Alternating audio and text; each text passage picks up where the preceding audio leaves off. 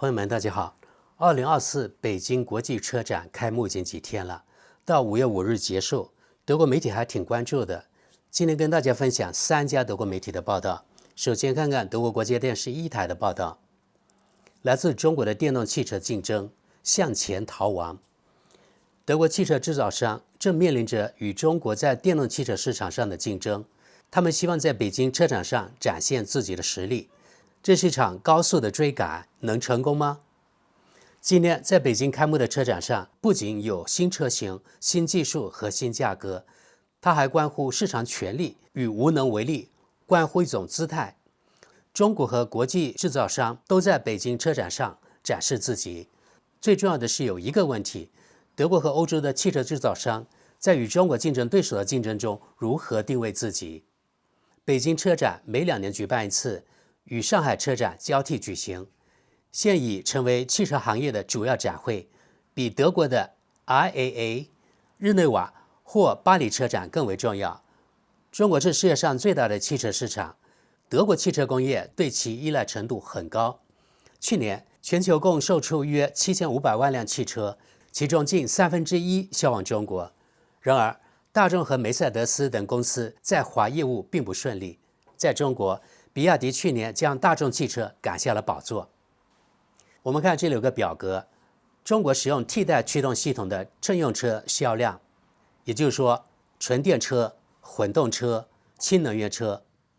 2023年按生产商进行统计，第1名比亚迪270万，第2名特斯拉60万，第3名广汽48万，下一名吉利47万，上汽通用50 46万，长安汽车38万，理想汽车近38万，长城汽车24万，蔚来汽车16万，领跑汽车14万。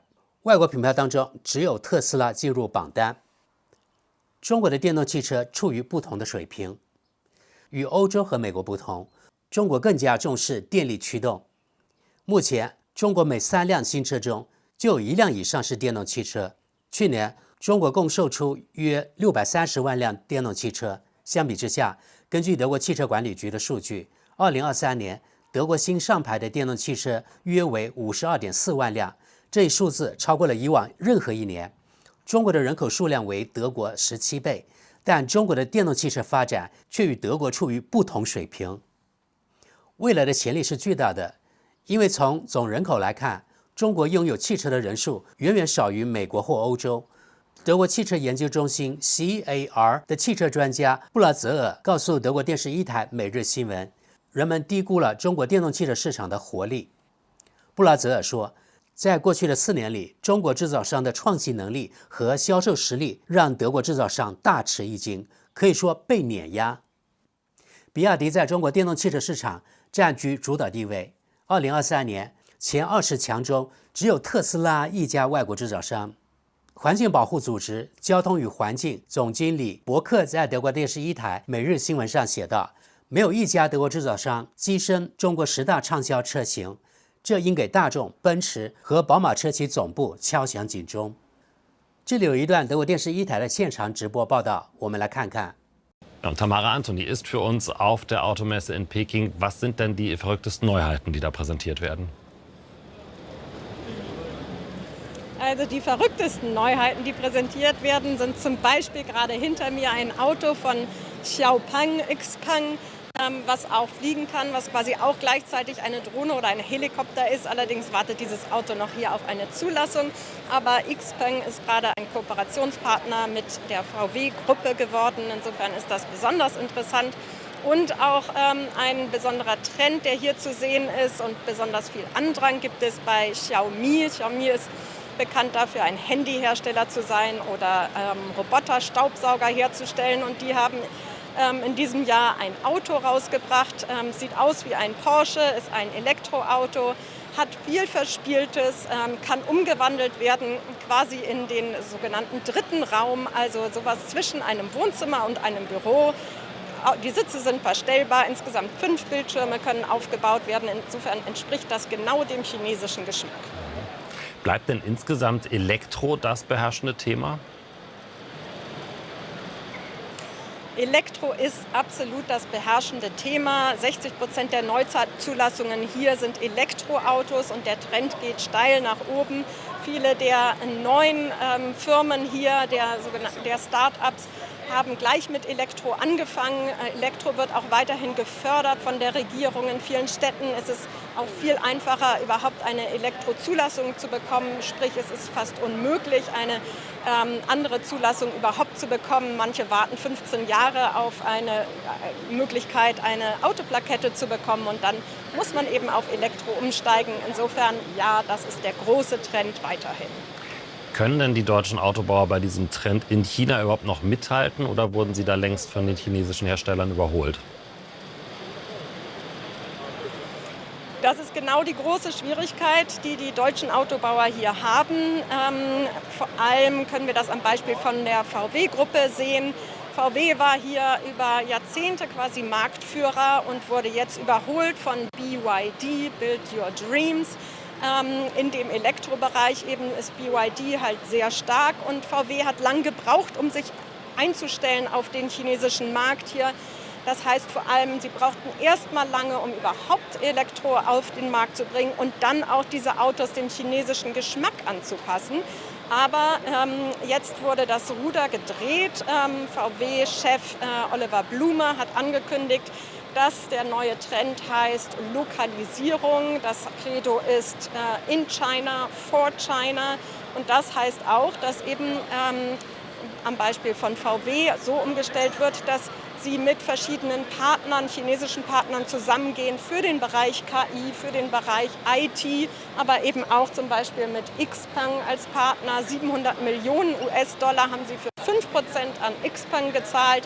Und damit wollen sie schneller werden, um neue Modelle auf den Markt zu bringen und günstiger werden, auch indem sie die Lieferkette hier nach China ziehen, also quasi eben auch das lokalisieren, ist das Ziel, 20% bis 40% günstiger und 30% schneller zu sein.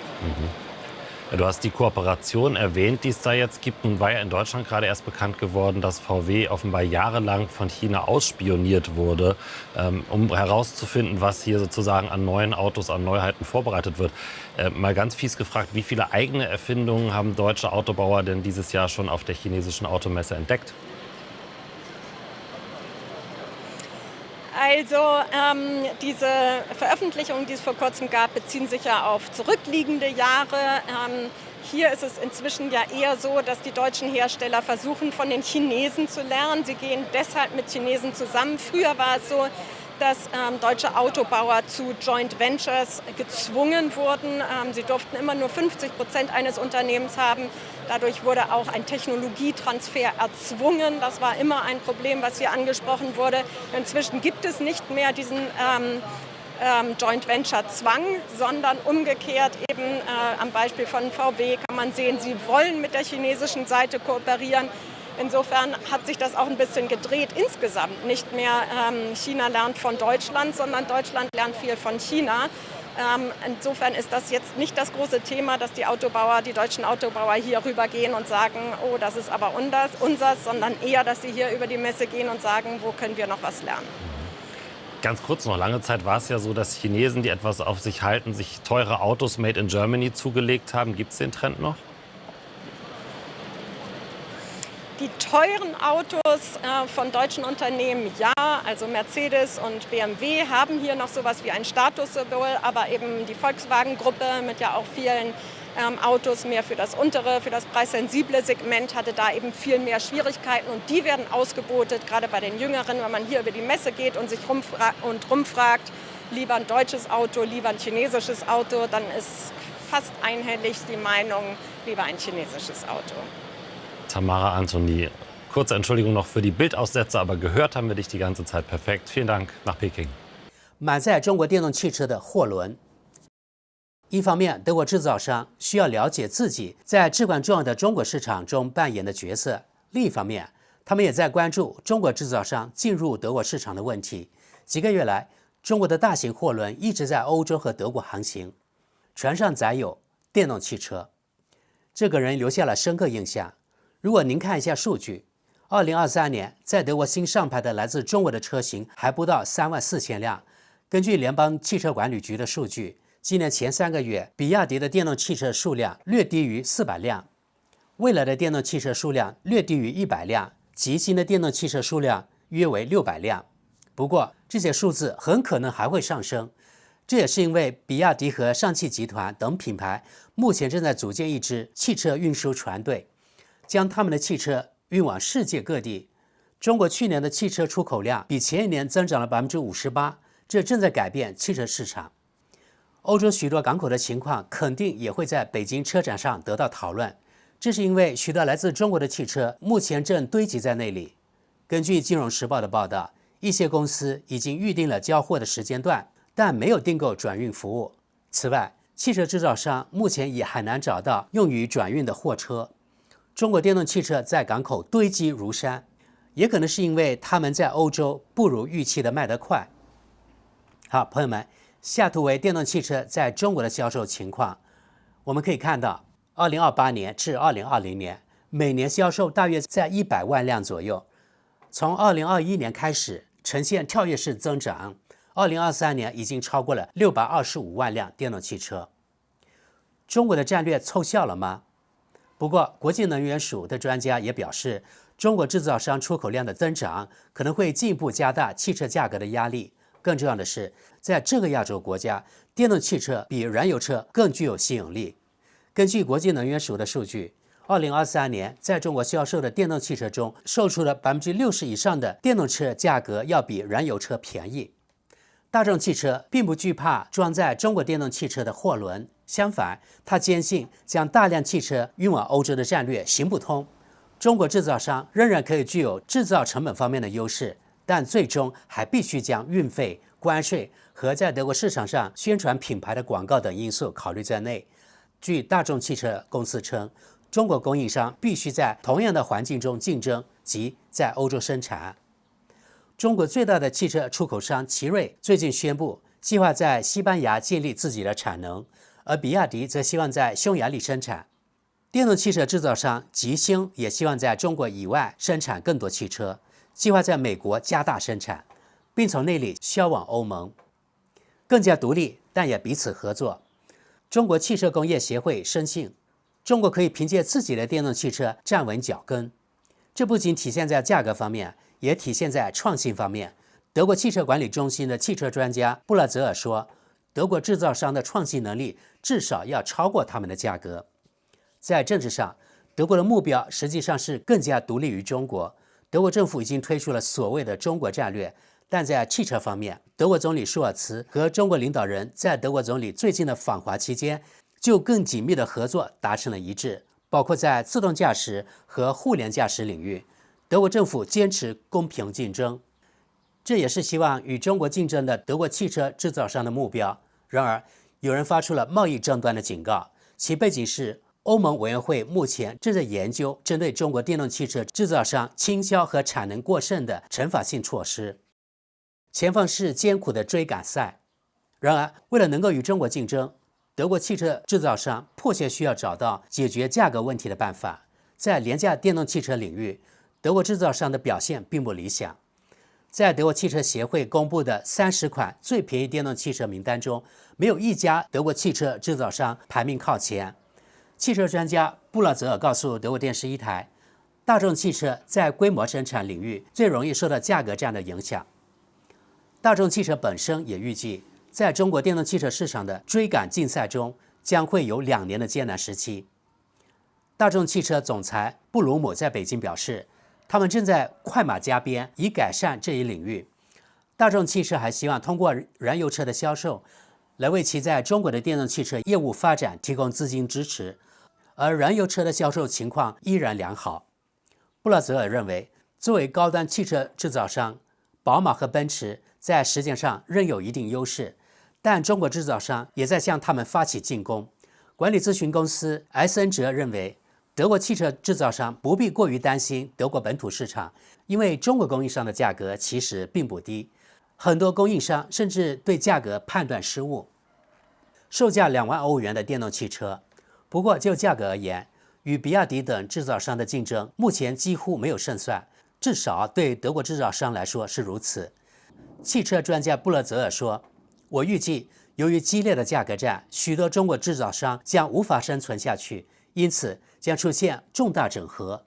在德国2所应用大学任教的弗兰克·施沃普告诉德新社，来自中国的平价电动汽车就像是德国人民的巨大希望。长期以来，德国制造商也一直致力于开发更经济实惠的电动汽车，不过这可能还需要一段时间。欧宝公司告诉德国电视1台，该公司希望在不远的将来推出一款2.5万欧元的成熟电动汽车。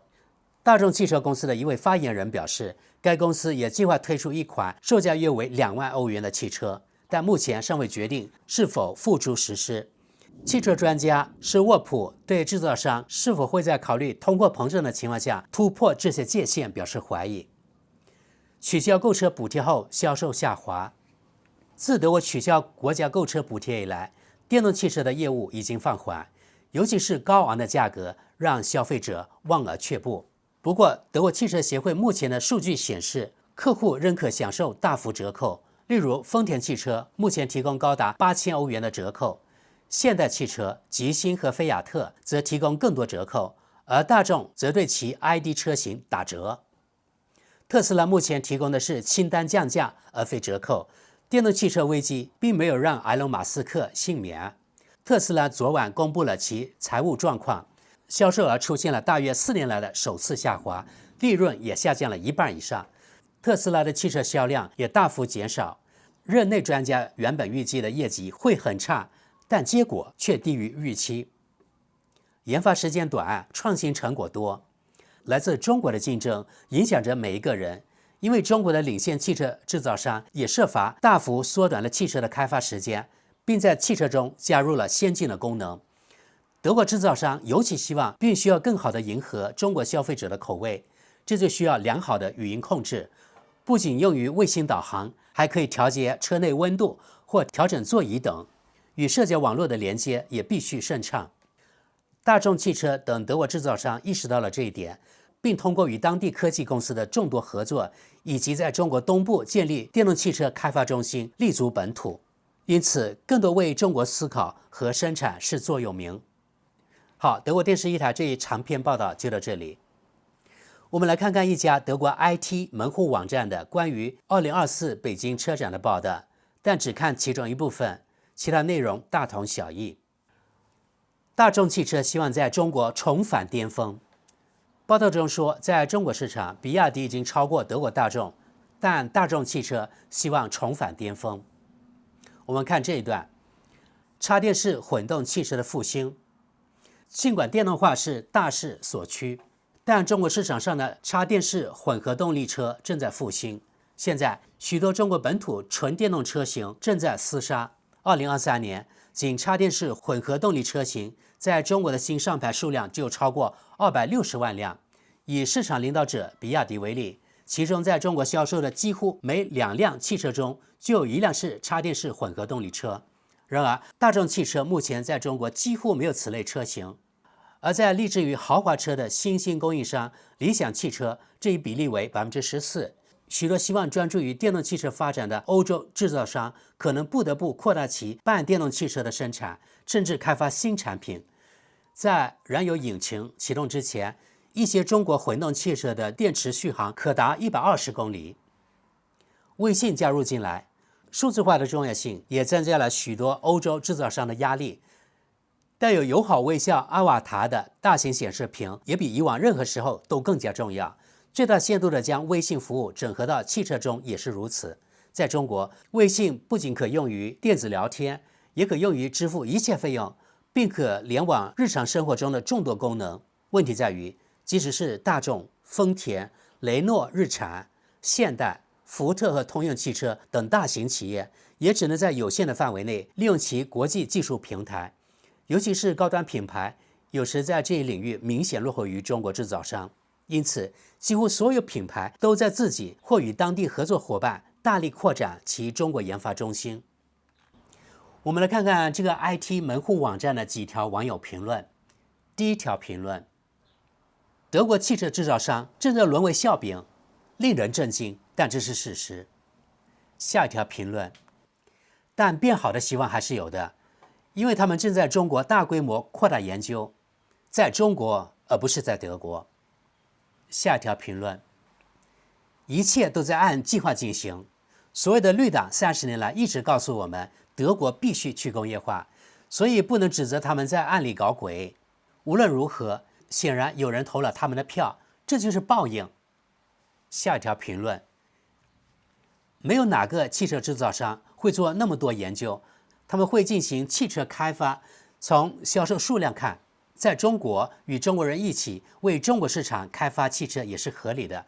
世界各地的口味和潮流根本不同，美国人和日本人也在欧洲开发汽车，中国人也开始这样做了。我完全可以想象，大众汽车很快就会为中国市场设计几个品牌。然而，下一任美国总统或者中国事实上的独裁者有可能会拉低在中国投资的利润。下一条评论，中国人真的信用好吗？能为这些汽车提供资金支持吗？我之所以这么问，是因为我很想知道他们平均每年收入约1.5万美元，是如何负担得起这些金碧辉煌的东西的。下一条评论，中国的百万富翁的人数已经是德国的3倍左右。无论是中国公司还是欧洲人，都不会对中国偏远地区的农民工感兴趣。但大城市和工业中心的新兴中产阶级的购买力已经远远超过我们，他们是非常有吸引力的客户。下一条评论，售价超过10万美元的手表中，每10只手表就有9只销往中国。事实上，中国现在不知道如何花他们的钱。由于几乎所有产品都来自中国，大量资金从世界各地涌入中国。下一条评论，在中国，贫富差距比德国还要大，普通中国人的平均年收入也没有达到1.5万美元，只有5000多美元。下一条评论，中国人是否具有信用？这个问题的答案与德国人是否具有信用一样，一部分人有，一部分人没有。德国《时代报》也对2024北京车展做了报道，但重点放在宁德时代的续航可达1000公里的新型电池，之前它的电池可达700公里。我们看几条网友评论。第一条评论，德国汽车工业已经放弃了电池的研发，这并不重要，就像自己钻探石油一样，德国工业大错特错了，能源存储才是关键。围绕存储的包装，目前只是品味问题，好吧，自找的被落下了。就像光伏发电或者现在的热交换器供热系统一样，德国偏爱石油，这是在不断自取灭亡。下一条评论，问题不在于续航里程，而在于充电的可能性，至少对于大多数没有停车位的城市居民来说是这样。下一条评论，现在如果整个都不含锂和类似的问题成分，我们就会有真正的重大突破，这太好了。下一条评论，我对汽车的主要意见不是续航里程太短，而是充电时间太长。如果我只行驶300公里，但能在5分钟内再次充满300公里，那就没问题了。但实际上充电时间远远超过5分钟，而且通常只能充到80%。下一条评论，如果充电相对简单，我也能接受真正的400公里的续航里程。如果每隔一个路口就能在5分钟内再次充满够行驶300公里，虽然可能有点烦人，但完全不是问题，或者纯粹是价格问题。让我们拭目以待，看看它什么时候能达到这个目标。下一条评论，固态电池更有可能成为未来的趋势，它每公斤重量可多出40%的能量，而且电池明显更轻。大众汽车公司与美国的 QualcommScape 公司合作，已经开始着手研究固态电池。如果一切顺利，第一批固态电池将于明年面世。下一条评论，在这里可以了解到为什么德国汽车制造商在本届北京车展上必须意识到他们在技术上已经落伍了。下一条评论，电池的不断改进在技术上和实际上都是有用的，但这也拉低了二手电动车的价格，这也是对购买新电动车持观望态度的原因。但如果续航达到1000公里，即实际能达到700公里，就可以考虑一下了。在高速公路上充电的价格究竟是多少？是否与汽油和柴油一样，宰你们商量？下一条评论：必须谨慎对待中国的消耗数据，因为中国的循环与这里使用的 WLTP 的驾驶循环有很大不同。中国使用的 CLTC 循环基于较低的行驶速度，这自然会降低每百公里多少度电的消耗量。尽管如此，电池充电一次续航可达1000公里，仍是一个非常可观的进步。